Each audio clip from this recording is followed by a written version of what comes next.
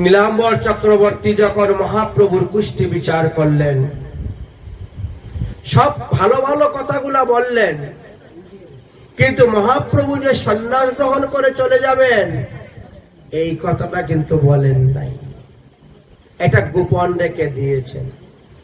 দেখো, যেই কথা থেকে দুঃখ উৎপন্ন হয় সেই কথা কখনো চট করে বলতে নাই, খুব ধীর স্থির গম্ভীর ভাবে বলতে হয়। জানেন, ভগবান শ্রীকৃষ্ণচন্দ্র দ্বারকায় অন্তর্ধান হয়ে গেছেন, এই কথা বিদুর মহাশয় জানেন। কিন্তু বিদুর মহাশয় যখন হস্তিনাপুরে এসে উপস্থিত হয়েছিলেন, পঞ্চপাণ্ডবের কাছে সব ভালো ভালো কথা বলছেন, কিন্তু শ্রীকৃষ্ণ অন্তর্ধানের কথা বলেন নাই। নারদ মুনি এসেছিলেন, অঙ্গিরা ঋষি এসেছেন, তুম্বরা ঋষি এসেছেন, তাদের সঙ্গে বসে অনেক গল্প হয়েছে, দুনিয়ার সব কথা বলা হয়েছে, কিন্তু শ্রীকৃষ্ণ অন্তর্ধানের কথা পঞ্চপাণ্ডবকে বলেন নাই। কারণ এই ব্যথা তারা সহ্য করতে পারবে না। যে ব্যথা সহ্য করার মতো নয় সেটা চট করে বলতে নাই। তাই বলছেন, কথাটা সত্য হলেও শুনতে খারাপ লাগে, তাহলে বলতে যাবেন না। অপ্রিয় সত্যম মা বদের, মানে না, বলবে না। হেন রসে পাছে হয় দুঃখের প্রকাশ, অতএব না কহিলা প্রভুর সন্ন্যাস। সন্ন্যাসের কথা বললেন না। মহাপ্রভুর পঞ্চ অঙ্গ দীর্ঘ ছিল, পঞ্চ অঙ্গ সূক্ষ্ম ছিল, সপ্ত অঙ্গ লাল ছিল, স্বর অঙ্গ উন্নত ছিল, ত্রি অঙ্গ ঋষ্য ছিল, পৃত্ত গম্ভীর। এইভাবে 32টা লক্ষণ মহাপ্রভুর শরীরে ছিল। একটা নয়, দুটা নয়, তিনটা নয়, 32টা লক্ষণ। ভগবানকে চিনার উপায়গুলা দেখেন। পঞ্চ দীর্ঘ অঙ্গ কি ছিল? নাসিকা, ভুজ, হনু, চক্ষু, জনু। পঞ্চ দীর্ঘ সূক্ষ্ম অঙ্গ কি ছিল? ত্বক, কেশ, আঙ্গুলের পর্ব, দন্ত, লোম। সপ্ত অঙ্গ লাল কি কি ছিল? চক্ষু, চরণতল, হাতের তালু, অধর, উষ্ট, নখ, জিহ্বা। ছয় অঙ্গ উন্নত কি কি ছিল? বক্ষ, স্কন্ধ, নখ, নাসা, কিটি, মুখ। তিন অঙ্গ ঋষ্য কি ছিল? গ্রীবা, জঙ্গা, মেহন। তিন অঙ্গ বিস্তর কি ছিল? ললাট, বক্ষ, পিঠি। তিন অঙ্গ গভীর কি ছিল? নাভি, স্বর, সত্য। তাই নীলাম্বর চক্রবর্তী বললেন, 32টা লক্ষণ যার মধ্যে আছে তিনি হলেন মহাপুরুষ। 32 লক্ষণ মহাপুরুষ ভূষণ এই শিশুর অঙ্গে দেখি ওই সব লক্ষণ। অতএব তোমার ছেলে কিন্তু সাধারণ নয়, এক মহাপুরুষ এসেছেন। ক্রমে ক্রমে দেখতে দেখতে দেখতে দেখতে মহাপ্রভুর বয়স 4 মাস হয়ে গেল। একদিন মহাপ্রভু কৃষ্ণ লীলার অনুরূপ লীলার অনুকরণ করতে শুরু করেছেন। 4 মাস বয়স হয়ে গেছে। কি করেছেন? সচিমা মহাপ্রভুকে ঘুম পাতিয়ে রেখে তিনি গিয়েছেন অন্য কাজে। এই সুযোগে মহাপ্রভু পেট গালা দিয়ে গিয়ে কি করেছেন? ঘরের দধি দুগ্ধ সব ঘরের মধ্যে ফেলে দিয়েছেন, আঙ্গিনায় ফেলে দিয়েছেন। সমস্ত দধি দুগ্ধের ভাণ্ড ভেঙ্গে দিয়েছেন। আচ্ছা, কিছুক্ষণ পরে শচীদেবী এসেছেন। শচীদেবী এসে দেখেন ঘরের ভিতরে সব দধি দুগ্ধের ভাণ্ড ভাঙ্গা, আর তার উপরে নিমাই শয়ন করে আছে। দেখিয়া তো শচীদেবী বিস্মিত হয়ে চিৎকার করে উঠেছেন। ভয় মনে হয় কোনো দৈত্য দানব বা অসুর ঢুকেছিল আমার ছেলেটাকে চুরি করে নিয়ে যাওয়ার জন্য। যেভাবে কৃষ্ণকে চুরি করার জন্য দেখেন কত কত অসুর এসেছিল, ছেলেকে নিতে পারে নাই বলে মনে হয় ওই ধান, গম, দুধ, দধি, দুগ্ধ ভাণ্ড ভেঙ্গে দিয়ে চলে গেছে। যাই হোক, আমাদের ঘরে শালগ্রাম শিলা নারায়ণ আমার ছেলেকে রক্ষা করেছে। সচিমা চিৎকার করে সবাইকে ডেকে বলছেন, ওগো শুনো শুনো, ওরে কে পেলিল সরে বগিগে ধান্য চাউল মুখ, কে পেলিল সরে বগিগে ধান্য চাউল মুখ, ধানের সহিত দেখি ভাঙ্গা দদি দুধ, ধানের সহিত দেখি ভাঙ্গা দদি দুধ,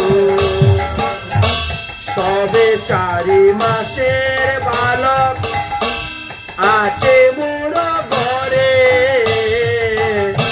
সবে 4 মাসের বালক আছে মোর ঘরে, কে ফেলিল হেন কেহ বুঝিতে না পারে, কে ফেলিল হেন কেহ বুঝিতে না পারে।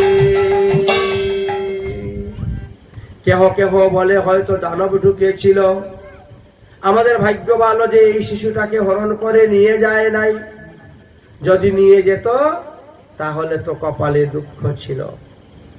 যেভাবে পুতনা রাক্ষস নিয়ে এসেছিল, শকটাসুর এসেছিল, তৃণাবত অসুর এসেছিল কৃষ্ণকে হরণ করে নিয়ে যাওয়ার।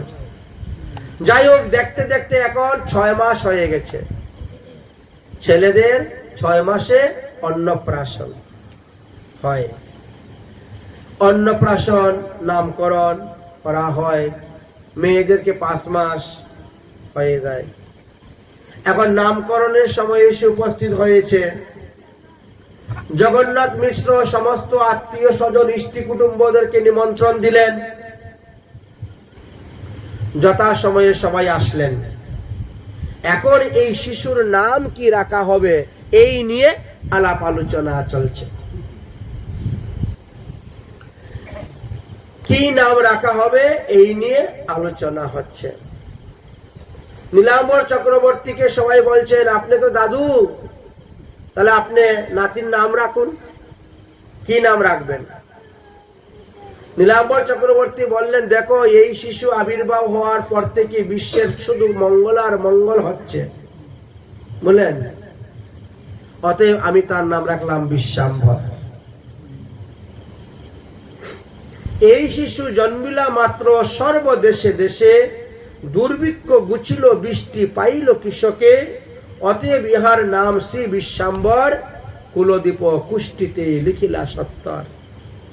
কুষ্টির মধ্যে নাম হলো বিশ্বাম্বর। আচ্ছা, আর কে কি নাম রাখবেন?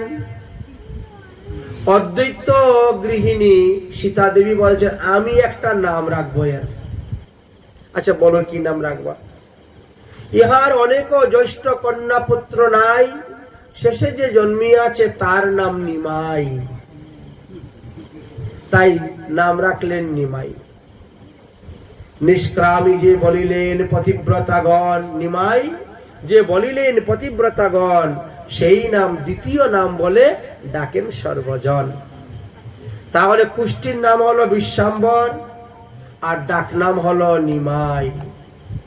আবার নিমাইয়ের গায়ের রং খুব ফর্সা, এই জন্য অনেকে গৌর গৌর বলে ডাকতেন, কেউ বা তাকে গৌরাঙ্গ বলে ডাকতেন।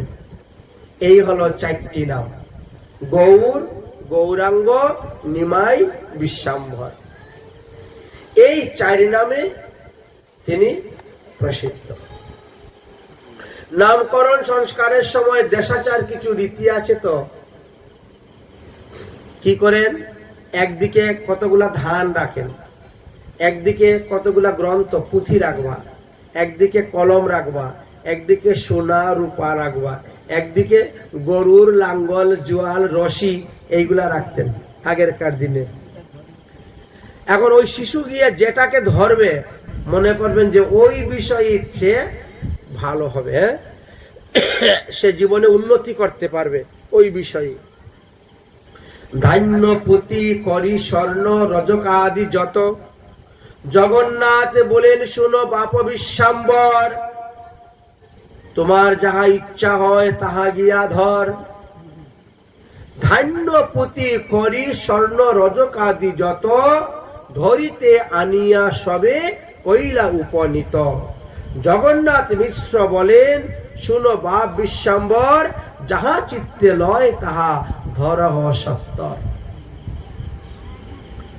মহাপ্রভু কোনো কিছু না ধরে গিয়ে ভাগবত ধরেছিলেন। সকল ছাড়িয়া শ্রী সচির নন্দন, ভাগবত ধরিয়া দিলেন আলিঙ্গন। বলো শ্রীমদ্ ভাগবত মহাপুরাণ কি। সবে বলে দেখো দেখো এই ছেলে তো বিরাট বড় পণ্ডিত হইবে, এত কিছু রাখা হলো কিন্তু আর কিছুতে হাত দিল না, গিয়ে দেখো সে ভাগবতে হাত দিয়েছে। পতিব্রত রমণী বলেন এ বড় হলে পরম বৈষ্ণব হইবে, বড় বৈষ্ণব হইবে, অল্পতেই সমস্ত শাস্ত্র অভিজ্ঞতা লাভ করতে পারবে। তাই মহাপ্রভু তিনি ভাগবত ধরে আলিঙ্গন দিয়েছিলেন, তার প্রমাণ। এখন মহাপ্রভু হামাগুড়ি দেওয়া শিখে নিয়েছেন। ঘরের এদিক ওদিক, বাড়ির ওদিক ওইদিক উঠানে হামাগুড়ি দিয়ে দিয়ে একা একা চলে যান। জানুগতি চলে প্রভু পরম সুন্দর, কোমরের মধ্যে আবার ঘুঘুর বেঁধে দিয়েছেন, চলে সময় শব্দ হয় বলেছে। হ্যাঁ, কিটিতে কিঙ্কিনি বাজে অতি মনোহর, পরম নির্ভয়ে সব অঙ্গনেতে বিহারে, কিবা অগ্নি কিবা সর্প, যাহা দেখে তাহাই ধরে, যেটা দেখে সেটাই ধরতে যায়। একদিন অনন্ত দেব এসেছেন মহাপ্রভুকে দর্শন করার জন্য, এসে উপস্থিত। একদিন এক সর্প বাড়িতে বেড়ায়, ধরিলেন সর্প প্রভু বালক লীলায়, কুণ্ডলী করিয়া সর্প রহিল বেরিয়া, মহাপ্রভু তাহার উপর রহিলেন শুহিয়া। একেবারে অনন্তনাগ, অনন্ত শয্যায় সজ্জিত ভগবান বিষ্ণু যেভাবে ছিলেন সেইভাবে। আস্তে বেস্তে সবে লোকে দেখে করে হায় হায় সর্বনাশ, এই যদি সুবল মারাতে বাঁচবে। শুনিয়া হাসেন প্রভু ত্রিদশের রায়, মহাপ্রভু তোর হলকল করে হাসছেন, সর্পের উপরে শয়ন করে। সবাই তখন কি করবেন, গরুর গরুর বলে ডাকে সর্বজন, গরুর পাখি। কেউ বলে দোহাই আস্তিক মনির, দোহাই আস্তিক মনির। এটাকে অন্যদিকে সরাও, শব্দ হচ্ছে।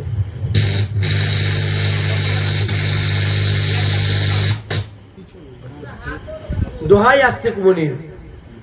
কেউ বলছে গরুর গরুর গরুর গরুর বলে ডাকতে শুরু করেছে।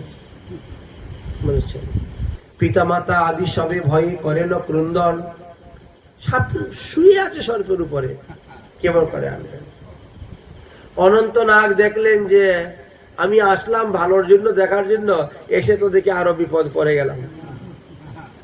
সচিমা কান্না করছেন, জগন্নাথ মিশ্র কান্না করছেন, বিশ্বরূপ কান্না করছে, পাড়া প্রতিবেশীরা কান্না করছে।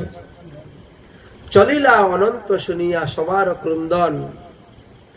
আসলাম আনন্দ দিতে, দুঃখ দিতে তো নয়। চলিলা অনন্ত শুনিয়া সবার ক্রন্দন, পুনর ধরিবারে যান শিশু শ্রীনন্দন। কোথায় যাচ্ছ পালিয়ে? মহাপ্রভু আবার হামাগুড়ি গিয়ে আবার ধরে টেনে নিয়ে চলে আসেন। নারীগণ তখন বিষ্ণু পাদুদক দিয়া মহাপ্রভুকে স্নান করাইলেন, রক্ষা কবচ বন্ধন করে দিলেন। মহাপ্রভু আরেকটু বড় হয়ে গেলেন, 1 বৎসর হয়ে গেল, 1 বৎসর 1.5 বৎসর হয়ে গেছে। এখন মায়ের অঞ্চল ধরে একটু এদিকে ওদিকে হাঁটাহাঁটি করতে পারেন, চলতে পারেন, 2-4 পা হাঁটেন। একদিন সকালে ঘুমের থেকে উঠে বলছেন, মা আমার ক্ষুধা লেগেছে, আমাকে ননি খেতে দাও।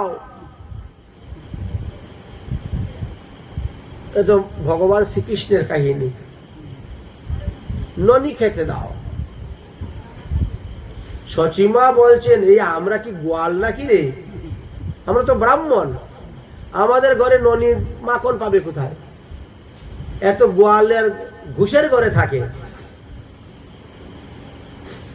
তাই সচিমা বলছেন, দেখো দেখো গো আমার ছেলের অবস্থা দেখো, দেখো দেখো দেখো আসি যত নই দেবাসী আমারও গৌরাঙ্গ রায়। দেখো দেখো আসি যত নই দেবাসী আমারও গৌরাঙ্গ, আর আমারও গৌরাঙ্গ রায়।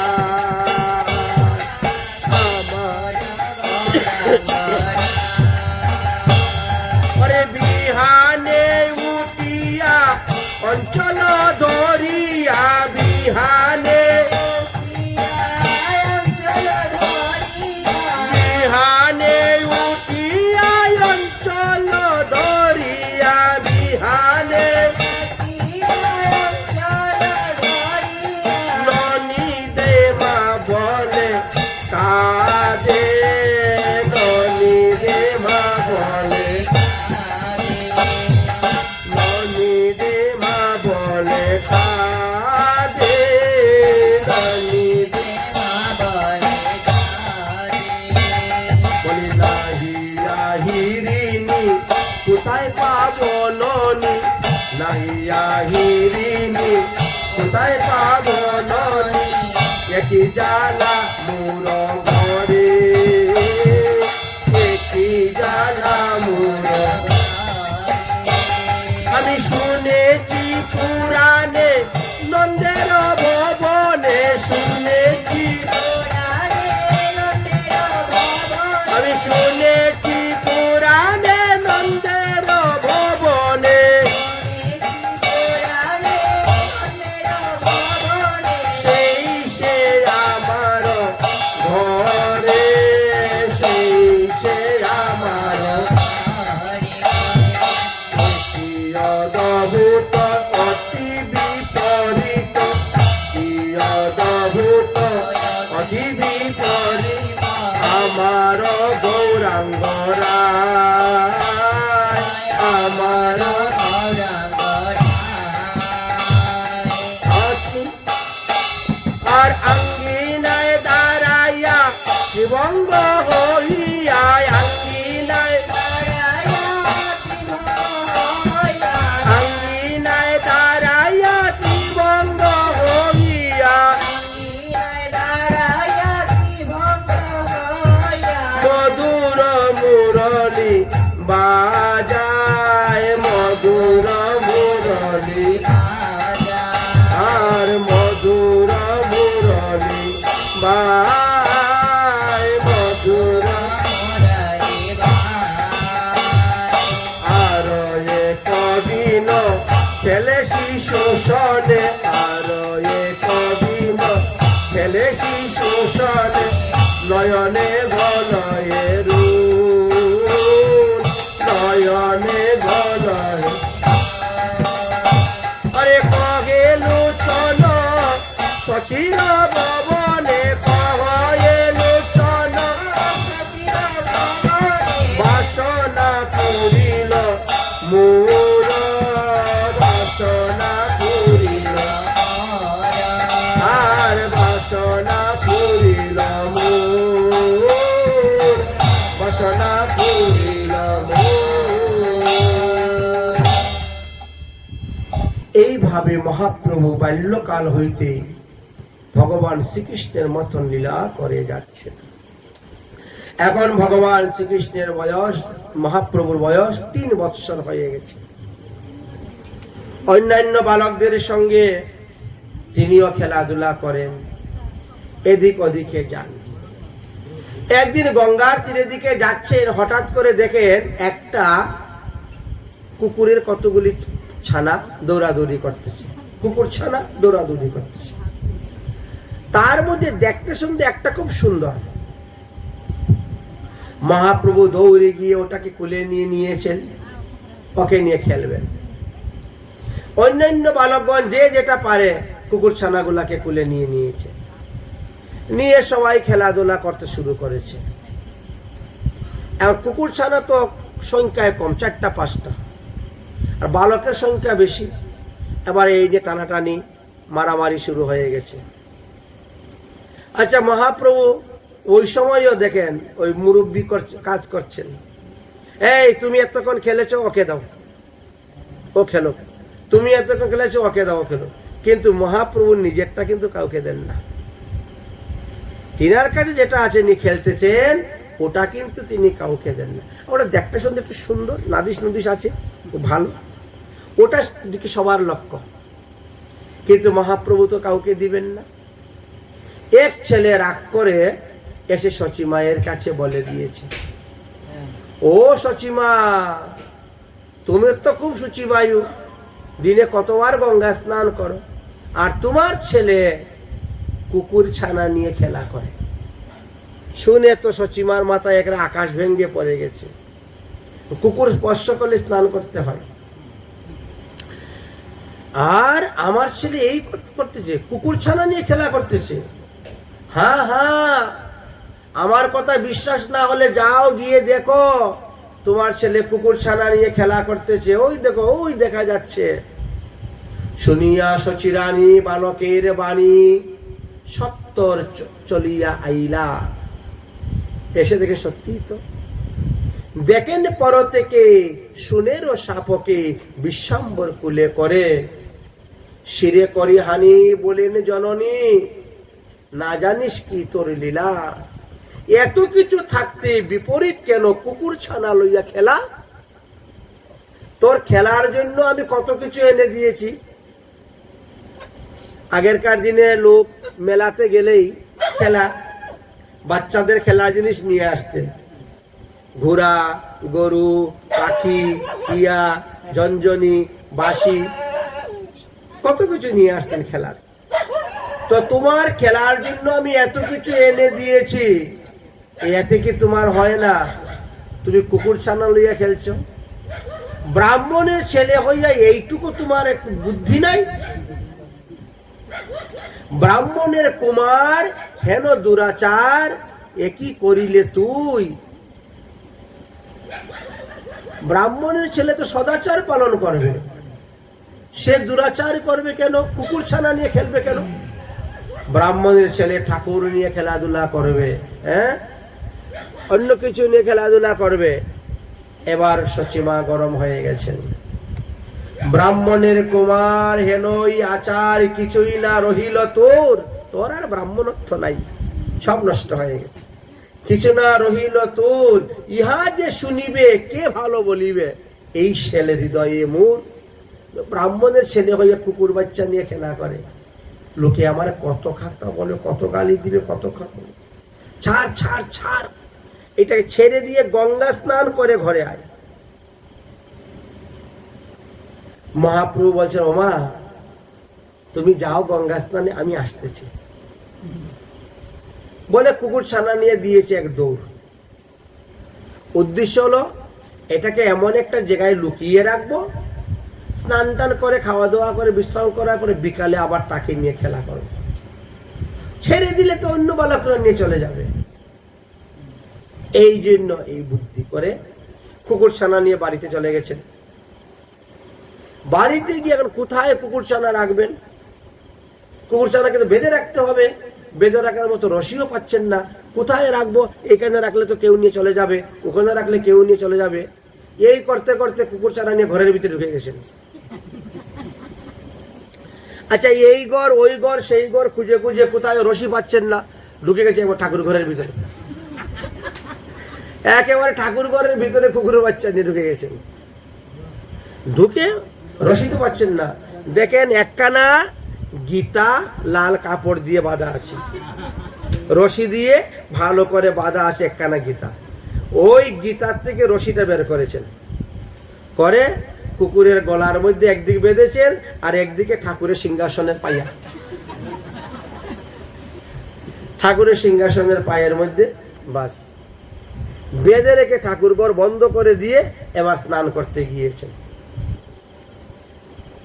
সচিমা তো ভালো করে একেবারে মেজে ঘষে তাকে স্নান করাচ্ছেন, গঙ্গা স্নান।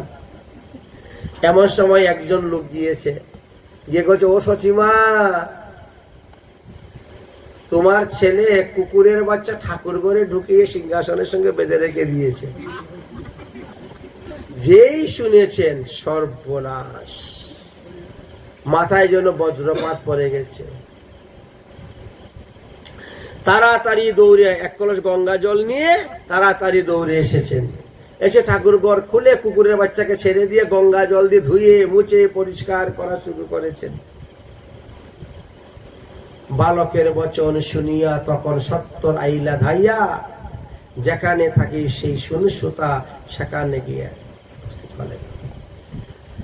কুকুরটা যখন ছাড়া পেল, ঠাকুরঘর থেকে বারণার পরে কুকুর হরিবল হরিবল বলতে শুরু করেছে। আরে মানুষ তো বাপ, কুকুরের মুখে হরিনাম, মানুষের মুখে সেই সময় হরিনাম শোনা যেত না, এমন একটা সময় তখন ছিল। অথচ কুকুরের মুখে হরিনাম। এই জন্য মানুষ সব, কুকুরটা যেদিকে যায় হরিনাম করে করে লোকও যায় সেদিকে। কুকুরটা বেশ কিছু দূর যাওয়ার পরে হরিনাম করে করে নৃত্য করতে করতে কুকুরটা পরে মারা গেল। এদিকে নিমাইয়ের অন্তরঙ্গ এক বন্ধু, সে তখন গঙ্গার ঘাটে গিয়ে বলছে, নিমাই, তোমার মা কিন্তু কুকুরের বাচ্চাকে ছেড়ে দিয়েছে, তুমি আর এই কুকুরের বাচ্চাকে পাবেও না, খেলাও করতে পারবে না। তবে কুকুরের বাচ্চাটা না হরিবল হরিবল বলে বলে নৃত্য করতে করতে যাচ্ছিল রে, সবাই বলছে। মহাপ্রভু তখন কুকুর ছানার জন্য কান্না শুরু করে দিয়েছেন। কানতে কানতে কানতে কানতে কানতে কানতে যাচ্ছেন, কান্না করে করে। কুকুর ছানাকে দেখিতে না পাইয়া নিমাই কাঁদিতে লাগিলা। শচীদেবী অনেক বুঝাইলেন, কিন্তু কান্না বন্ধ হচ্ছে না। সেই দিন হরিবল বলিয়া হাততালি দিলেও কান্না বন্ধ হচ্ছে না। আমি তোর জন্য আর একটা কুকুর ছানা এনে দিব, তাতেও কান্না বন্ধ হচ্ছে না। আমার ওই কুকুর ছানাই চাই।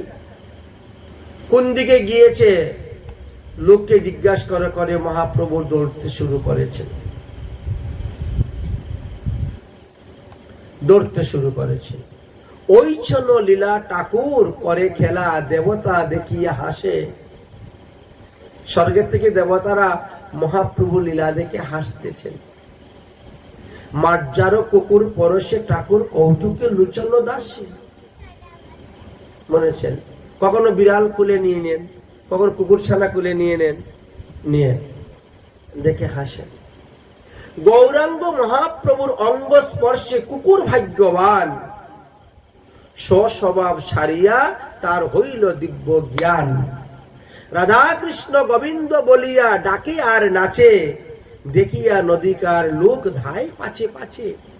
কুকুরটা গোবিন্দ রাধে গোবিন্দ বলে ডাকছে।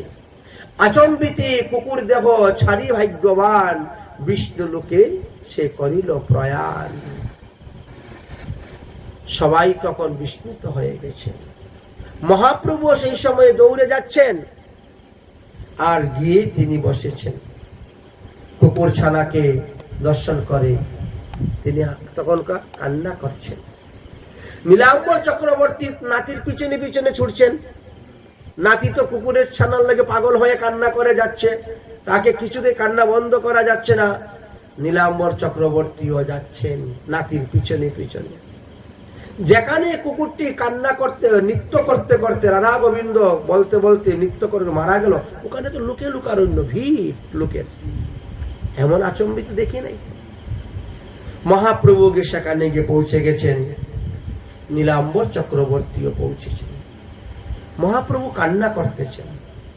নীলাম্বর চক্রবর্তী দেখতেছেন কি স্বর্গ হইতে একখানা দিব্য বিমান আসতেছে, আর এই যে কুকুর দেহ, এই কুকুর দেহ ত্যাগ করে দিব্য দেহ ধারণ করে বিমানের মধ্যে বসে বৈকুণ্ঠে রওনা হয়ে চলে যাচ্ছে।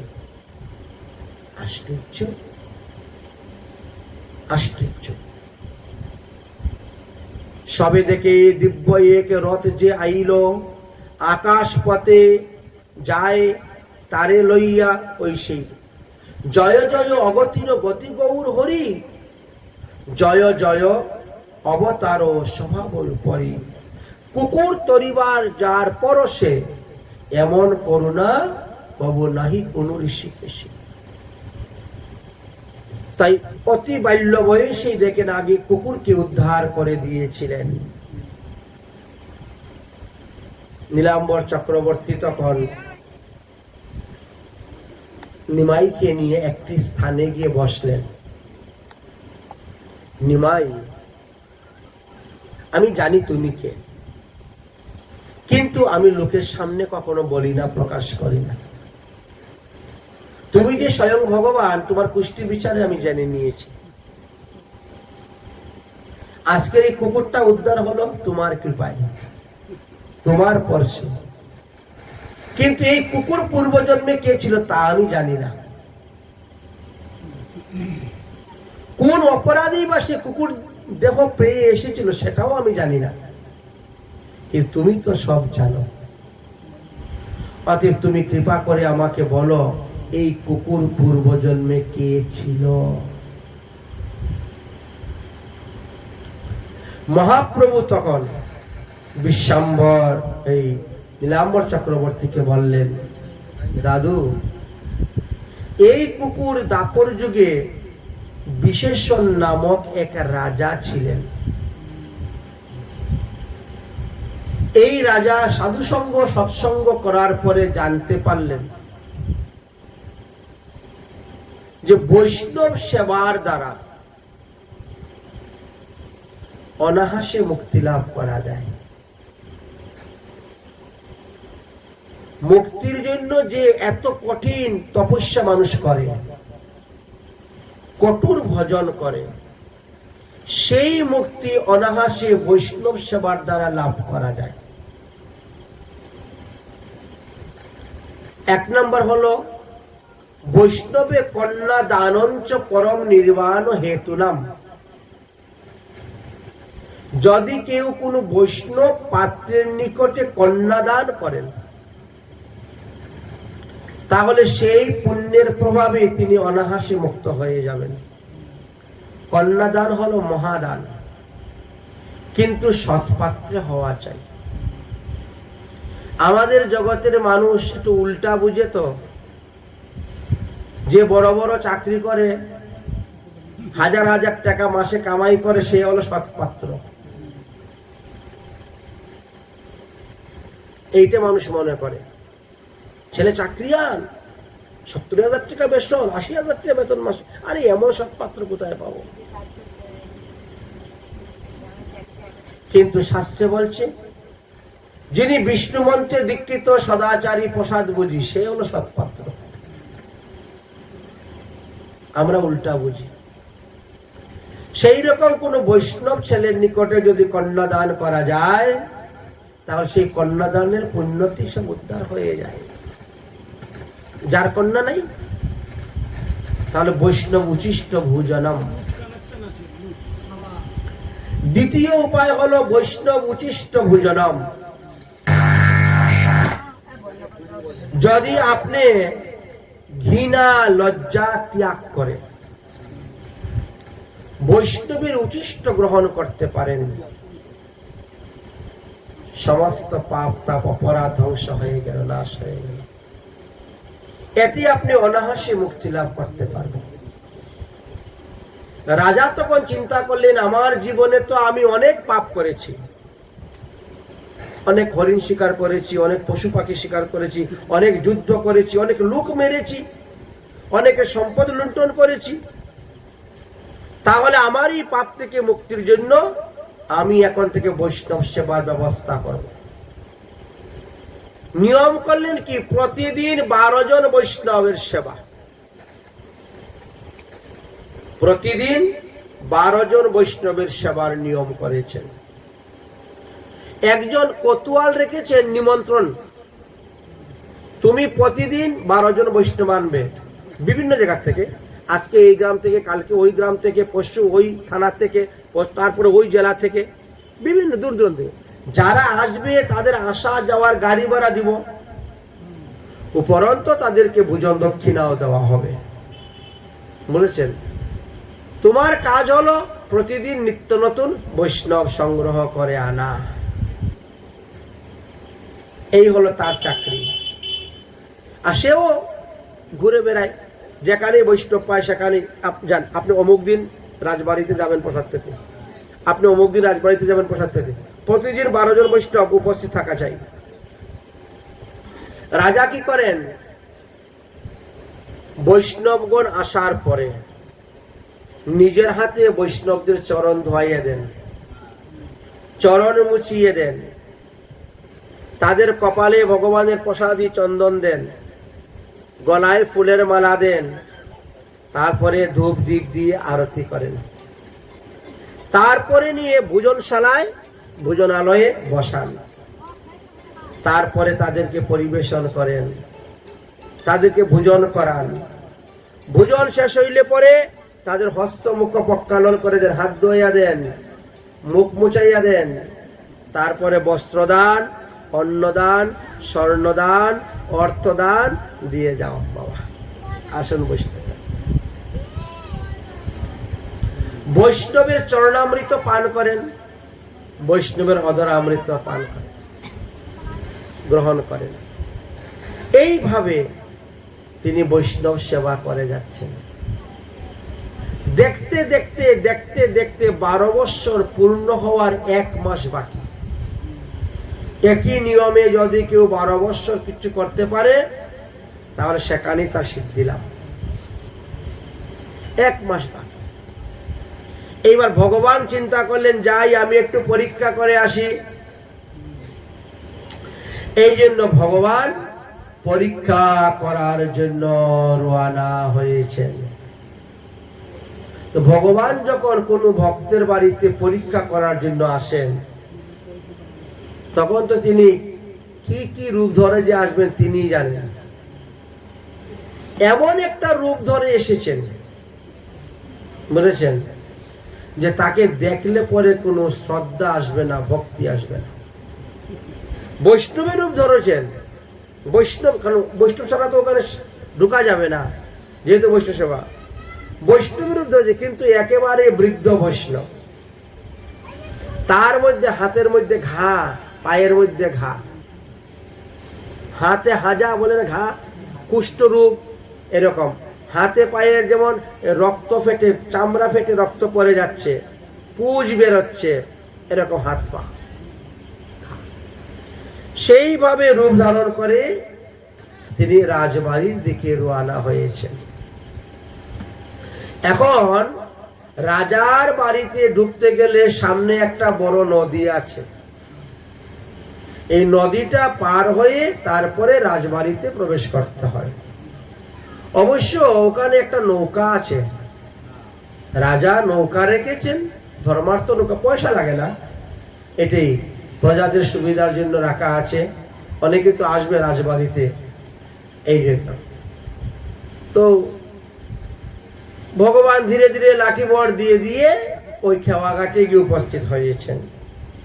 দেখতে দেখতে বিভিন্ন জায়গা থেকে বৈষ্ণবরা আসতে আসতে 12 জন বৈষ্ণব হয়ে গেছে। মাঝি আসছে, উঠেন নৌকাতে, উঠেন চলুন।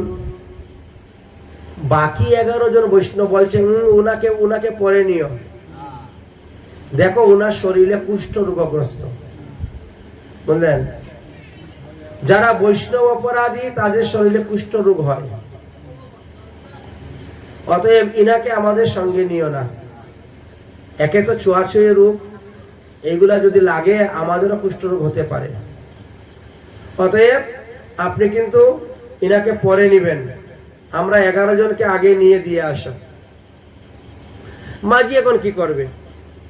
মাঝি তখন 11 জন বৈষ্ণবের কথা শুনতে হবে, এই জন্য তিনি ওই বাকি 11 জন বৈষ্ণবকে নিয়ে রওনা হয়ে গেলেন। 11 জন বৈষ্ণবকে নিয়ে উপারে দিচ্ছেন, আর এদিকে ভগবান বলছেন, বাহ, তোমরা আমাকে সঙ্গে নিলে না, হে গরুর পাখি আসো। ওরা রাজবাড়ি যাওয়ার আগে আমাকে রাজবাড়ির দরজার সামনে উপস্থিত করে দাও। গরুর পাখি এসে গেল, ভগবান গরুর পাখির পিঠে বসে চলে গেলেন। সবার অলক্ষিতে কেউ দেখতেই পেল না। 11 জন বৈষ্ণব যখন ওই পারে গেলেন, গিয়ে রাজবাড়িতে ঢুকবেন, তখন দেখেন আরে এই বেচারা কোন দিকে চলে আসলো, কখন চলে আসলো, কেমন করে চলে আসলো, কিছু বুঝতে পারলাম না। বৈষ্ণবকে সাধারণ মনুষ্য জ্ঞানে তারা দেখলো, হীন জ্ঞানে দেখলো। 11 জন বৈষ্ণব হুর হুর করে রাজবাড়িতে ঢুকতে শুরু করেছেন। ভগবান তো ধীরে ধীরে যান, লাঠি বট দিয়ে দিয়ে, বৃদ্ধ তো, তারপরে আবার রোগগ্রস্ত, আস্তে আস্তে যাচ্ছেন। রাজা সবাইকে লাইন ধরিয়ে বসিয়েছেন, আসন দেওয়া আছে 12টা আসন। 11 জন বৈষ্ণব 11টা আসন নিয়ে বসে গেছেন। এক আসন বাকি আছে, সবার লাস্টের আসন। ভগবান গিয়ে বসেছেন। রাজা জল নিয়ে এসেছেন, সমস্ত বৈষ্ণবদের চরণ ধৌত করাচ্ছেন। করাতে করাতে যখন 12 নম্বরে গিয়েছেন, চরণ দেখেই তো হুঁশ উড়ে গেছে রাজা, এই চরণে জল দেই কেমন করে, এই চরণ ধৌত জল বা পান করি কেমন করে, মরে যাব, পয়জন ঢুকে যাবে পেটের ভিতরে, জীবাণু। 11 জন বৈষ্ণবের চরণামৃত পান করেছেন, আর ওখানে গিয়ে জলটা দিয়ে বলছেন আপনার চরণটা আপনি ধুয়ে নেন। ভগবান নিজে জল নিয়ে নিজের চরণ ধুয়ে আবার জলটা রেখেও দিয়েছেন, রাজাকে পরীক্ষা করছেন। রাজা, তুমি তো প্রতিদিন 12 বৈষ্ণবের চরণ জল পান করো, 11 জনের পান করলে একজন বাকি রইল, আমারটা নেও। রাজা তো রাগ হয়ে গেল, উনি নিয়েই ফেলে দিয়েছেন, ঢিলু মেরে চরণামৃত ফেলে দিয়েছেন, মাটিতে গড়িয়ে গড়িয়ে চলে গেছে। ভগবান কিচ্ছু বললেন না। সবার পূজা পাঠ আরতি হয়ে গেল, ভগবানের দিকে যাই না। আবার খাওয়া দাওয়ার পালা। 11 জন বৈষ্ণবকে উনি পরিবেশন করেন, কিন্তু ওখানে যান না পরিবেশন করতে। 11 জনকে পরিবেশন করে বালতিটা রেখে দেয়, কাজের লোক তো আছে, এই তুমি ওনাকে পরিবেশন করিয়ে। রাজা করছে না। 11 জন বৈষ্ণবের সেবার পরে হাত মুখ ধোয়াইয়া দক্ষিণা দিয়ে বিদায় করে দিয়ে 11 জনের প্রসাদ নিয়ে একত্র করে খেতে শুরু করছে রাজা, কিন্তু ওখানে যাচ্ছে না। ভগবান তো বড় চতুর, উনি সবকিছু দিয়ে ভালো করে মাখিয়ে এত বড় একটা দলা বানিয়েছেন, মাদুকুরি কারি আরাম করে হাতে নিয়ে, রাজা তোমার জন্য একটা মাদুকুরি রাখলাম। ওরে বাবারে, কি খাওয়া যায়? ওই কে আছিস রে, ওইটা নিয়ে বাইরে কুকুরকে দিয়ে দে। তো রাজার হুকুম অনুসারে কাজের লোক চলে এসেছে, এসে একবার থাল সহ ধরে নিয়ে বাইরে নিয়ে গাছতলায় দিয়েছে, কুকুরকে দিবে। দেওয়ার সঙ্গে সঙ্গে গাছ থেকে গরুর পাখি নেমে গেছে। গরুর পাখি নেমে একবারে টক টক করে খেতে শুরু করে দিয়েছে। তখন ওই লোকটা ডেকে বলতেছে, মহারাজ মহারাজ, দেখেন দেখেন আপনার রাজ্যে গরুর পাখি এসেছে, আপনার রাজ্যে গরুর পাখি এসেছে, এই দেখেন গরুর পাখি। ওই যে ওই ওই ওই ওই ওই বৈষ্ণবের ওদারামৃত যে দিয়েছিলাম, গরুর পাখি সব খেয়ে নিচ্ছে। রাজা বলে, গরুর পাখি তো ভগবান বিষ্ণুর বাহন, গরুর পাখি আমার রাজ্যে এসেছে, তার মানে ভগবানও এসেছে। তাহলে আজকে যে 12 জন বৈষ্ণবের সেবা দেওয়া হলো, তার মধ্যে একজন হয়তো ভগবান এসেছিলেন। কিন্তু কে ভগবান 12 জনের মধ্যে চিনার তো কোনো উপায় নেই, জানা নেই, শোনা নেই, চিনা নেই। অভ্যাগত প্রতিদিন নতুন নতুন বৈষ্ণবরা আসে, কে এসেছিলেন বুঝতে তো পারছেন না। এদিকে ভগবান তো চলে যাচ্ছেন, লাঠি বট দিয়ে দিয়ে চলে যাচ্ছেন। তখন রাজার মধ্যে টনক নড়ল যে একজন বৈষ্ণবকে বড় হীন জ্ঞানে আমি সেবা দিয়েছি, যেটা চরণামৃত পান করে না, তিনি অধারামৃত খাইনি, বৃদ্ধ গলিত কুষ্ঠ রোগগ্রস্ত, তাহলে নিশ্চয়ই তিনি মনে হয় ভগবান আমাকে পরীক্ষা করার জন্য এসেছেন। একটুকু মাথার মধ্যে বিবেক বাধা লাগলো, তাই 2 হাত জোর করে গিয়ে উপস্থিত হয়েছেন। দণ্ডবত প্রণাম করে বলছেন, হে বৈষ্ণব ঠাকুর, আমি শুনেছি সাধু মুখে যে বৈষ্ণব চিনিতে নারী দেবেরও শক্তি, দেবতারা পর্যন্ত বৈষ্ণব চিনতে পারে না, বুঝেছেন? তো আপনি আর আমি কি বৈষ্ণব চিনবো বলেন তো? দেবতারা পর্যন্ত বৈষ্ণব চিনতে পারে না। আপনার আমার চিনার তো কোনো শক্তি নেই, ক্ষমতা নেই। এই জন্য চরণে পরে ক্ষমা ভিক্ষা চেয়ে বলছেন, আপনি আমাকে পরিচয় দিন, আপনি কে? আপনাকে আমি খুব হীন জ্ঞানে সেবা করেছি, সেবা দিয়েছি, অতএব আপনি কৃপা করে আমাকে বলুন। ভগবান তখন বলছেন, আমি তোমাকে পরীক্ষা করার জন্য এসেছিলাম রাজন, এই রূপ ধারণ করে পরীক্ষা করার জন্য এসেছিলাম, কিন্তু তুমি সেই পরীক্ষায় ফেল হয়ে গিয়েছ। আমার এই প্রসাদকে তুমি অবমাননা করেছো, অবহেলা করেছো, আমার চরণামৃত অবহেলা করেছো। এতদিন তুমি বৈষ্ণব সেবা করেছো বলে তোমার ভজনের ফল ঠিকই আছে, ভজনের ফল থাকবে, এটা নষ্ট হয় না, এবং আগামীতে তুমি জাতিস্মর হয়ে জন্মগ্রহণ করবে, জাতিস্মর। আমার এই প্রসাদকে অবমাননা করার কারণে, আমার এই প্রসাদকে কুকুরকে তুমি দিয়েছো বলে এক জন্ম তোমাকে কুকুর জনি নিতে হবে, এক জন্ম তোমাকে কুকুর জনি প্রাপ্ত হতে হবে, তারপরে তুমি উদ্ধার হয়ে যাবে এই অপরাধ থেকে, এই পাপ থেকে তোমার স্খলন হয়ে যাবে। এই বলে ভগবান সেখান থেকে অন্তর্ধান হয়ে চলে গেলেন। আজ মহাপ্রভু নীলাম্বর চক্রবর্তীকে বলছেন, দাদু, এই কুকুরটি হলো সেই বিশেষণ নামক রাজা।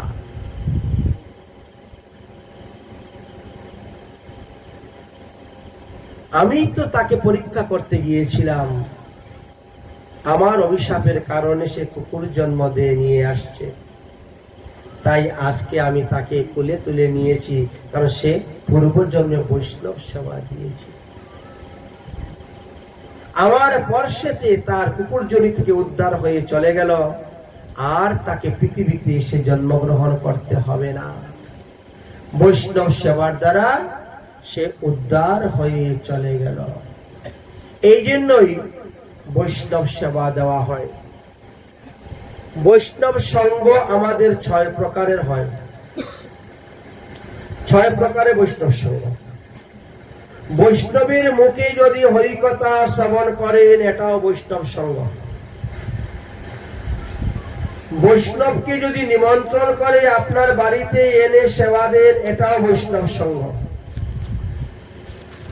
বৈষ্ণব যদি নিমন্ত্রণ করে আপনি যদি গিয়ে তার সেখানে সেবা গ্রহণ করেন, সেটাও বৈষ্ণব সঙ্গ।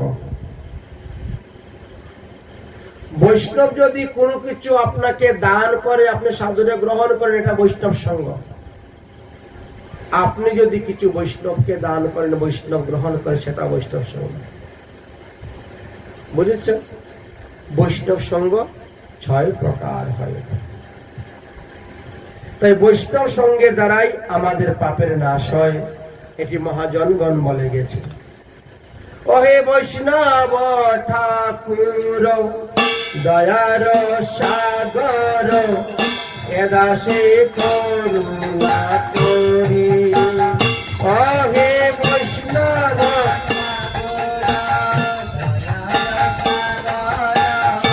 এদাসে করুণা, হরে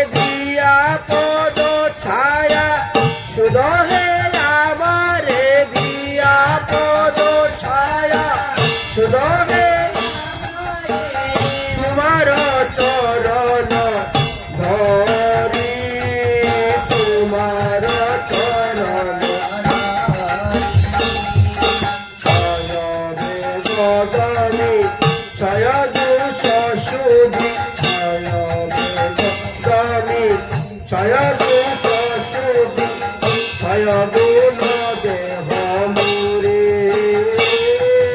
ছয়দু দেহ অরে ছয় শত সঙ্গ দেহ আমারে ছয় শত সঙ্গ বসেছি সঙ্গের আসে বসেছি সঙ্গের আমি বসেছি সঙ্গের আসে বসেছি সঙ্গের আসে এটা কি আমার নাহি পায় বল এটা কি হরি নাম সংকীর্তনে হরি আরে তুমি কৃপা করি সদা বিন্দু দিয়া তুমি কৃপা করি দেহ কৃষ্ণ নাম ধনে দেহ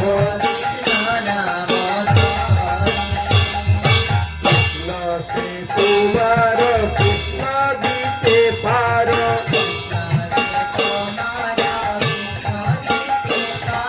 তোমার শপথি আছে তোমার বলি আমি তো কাঙ্গালো কৃষ্ণ কৃষ্ণ বলি আমি তো দাহি তব পাছে পাছে দাহি তব পাছে আর দাহি তব পাছে পাছে দাহি তব পাছে বলে আমি তো কাঙ্গাল কৃষ্ণ কৃষ্ণ বলে আমি তো কাঙ্গাল কৃষ্ণ কৃষ্ণ বলে দাহি তব পাছে পাছে দাহি তব জয় বৈষ্ণব ঠাকুর জয় বৈষ্ণব ঠাকুর বৈষ্ণব ঠাকুর জয় বৈষ্ণব ঠাকুর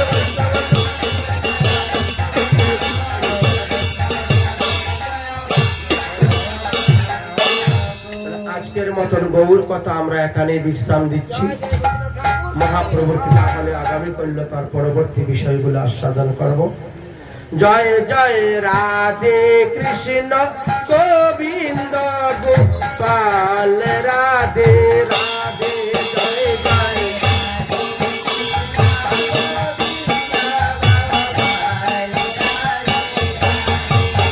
জয় রাধে কৃষ্ণ গোবিন্দ গোপাল রাধে রাধে জয় জয়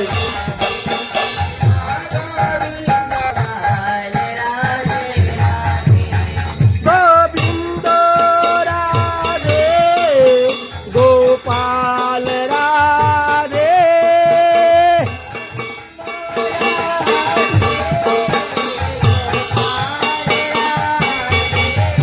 জয় জয় রাধে কৃষ্ণ গোবিন্দ গোপাল রাধে রাধে জয় জয়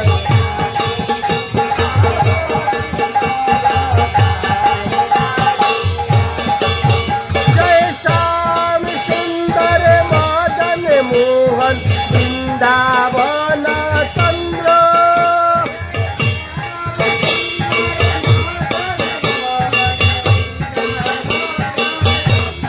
जय जय राधा रमन रस बिहारी सिंह कोलानंदा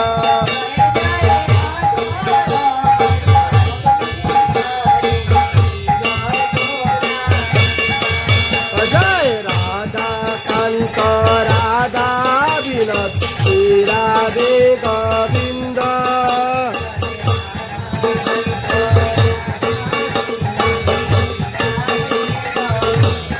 जय जय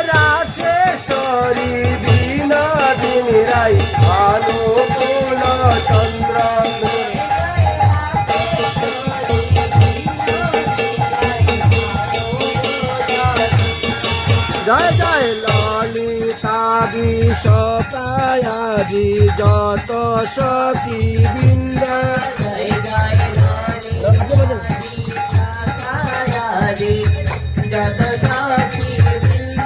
তোমরা সবে মিলে কর দয়া আমি অতি মন্দ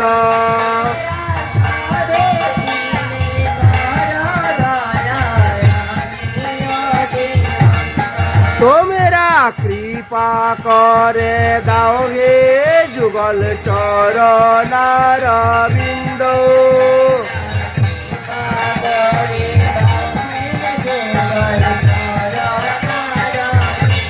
অজে নয়া কুলে প্রাণে ডাকতে পারি আরাধে গোবিন্দ যেন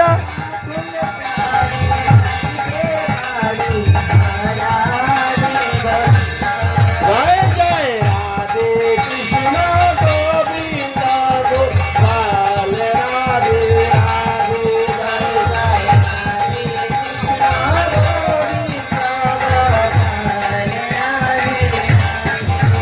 হরে কৃষ্ণ কৃষ্ণ কৃষ্ণ হরে হরে হরে রাম রাম রাম হরে হরে